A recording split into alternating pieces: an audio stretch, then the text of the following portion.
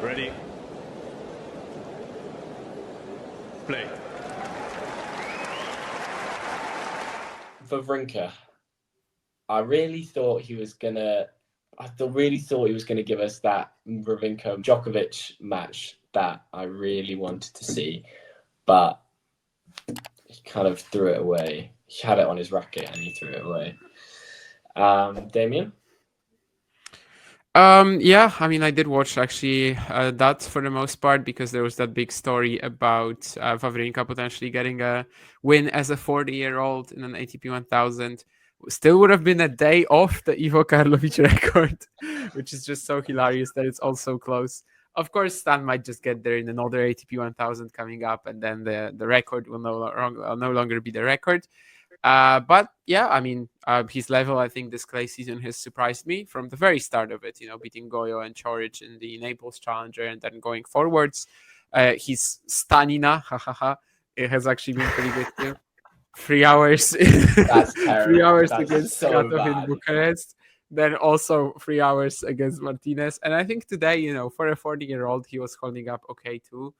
Definitely had his chances for, like, let's say the history book purposes. Pretty rough that he didn't get it, but for Tabilo it's pretty massive. Of course, last week 3 match points against Jensen Brooksby, 2-9 for the year, so the guy can use any win he grabs at the moment. And yeah, I mean, Djokovic, Wawrinka, kind of like getting them once more this time actually would have felt, I think, a little bit better than their last encounters when Wawrinka basically had no shot. However, Djokovic Tabilo is also a matchup with history, right? So it's not that bad.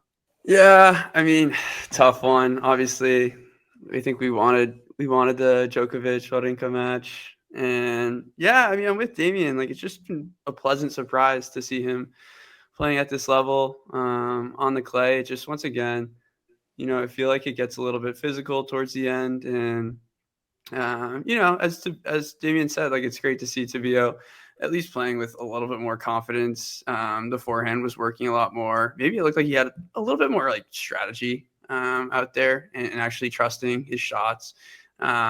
Using the drop shot, using his hand skills well again. But obviously, I'm a little bit sad because I wanted that matchup. But yeah, as Damien said, hopefully we get another opportunity to see Stan compete at a Masters event and get that ATP win. So I think that, yeah, as you two say, I've been pleasantly surprised because it looks as though Wawrinka could probably go for barring a major drop off, could go for another year after this one. With the sort of like level he's bringing.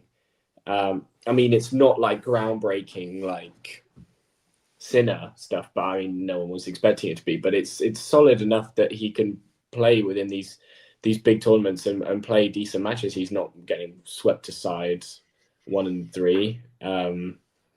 Damien finds something funny, but I'm just gonna. I don't know if he's looking at something else, but yeah. Obviously, the first set was very one-sided, and it was a break-up in the second as well. I kind of thought it was going to be Stans for the win. Obviously, with the way Tabilo's been formed recently, it's been non-existent. So, and a breakup in the third, right?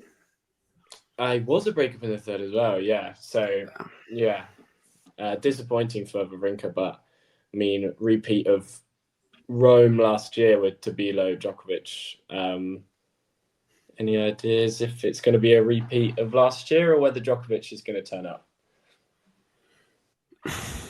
Yeah, I mean, as you said, whether Djokovic is going to turn up is a bigger question, I guess, rather than like what Tabilo does.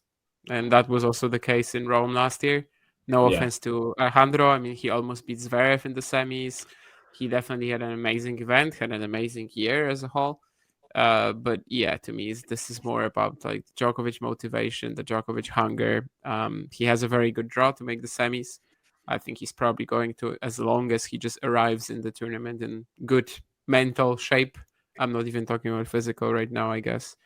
So yeah, that's kind of where I am. But I like the fact that they're getting a rematch. Needless to say, like, yeah, regardless of how that match transpired in Rome, it's still a big story that he's going to play him again. Would be very funny if Tabilo was another player to go like 2-0 up on Novak. So, just reach the Vesely levels. Not quite Ivo Karlovic 1-3. Yes, I'm going to mention Karlovic again just for fun. Also, That's Kim, like the now, fourth. I Was that wouldn't the say fourth? that he was underrated of the ground. I mean, if he was in position, his flat forehand was okay, but like, how can you be in position when you move like a German tank? So yeah, it's not really possible. And obviously, off the backhand, he was just slicing the ball 99% of the time. So thank you. No, That's Gene, please, Gene, no, please, no, not the water bottle incident. I've read too much PUBG, I've read too much PUBG claiming that the water basically, I don't know, just affected Novak for the next half a year, and I just can't anymore. How did Jaziri get so high in the rankings? He had good runs. No, I mean, pretty naturally talented player, good shot maker. Maybe a little high, but he was a legit tour player for a while, for sure. Swiftly moving on from the fourth Karlovic name drop and the PUBG name drop, which I really wasn't expecting today. Brenner, what's your thoughts on Djokovic Tabilo? Yeah, I mean, I think we start the mental spot for Djokovic. I think the revenge spot is perfect for him, especially like get up for the first round match here. And I think we're looking at a different Tabilo in terms of a year ago, how Tabilo has continued to progress and confidence for him. I feel like he is a player who gets very, very tight in some big moments. So I just think from that perspective, Djokovic will, have a reason to get up for the match in terms of revenge and should take care of business.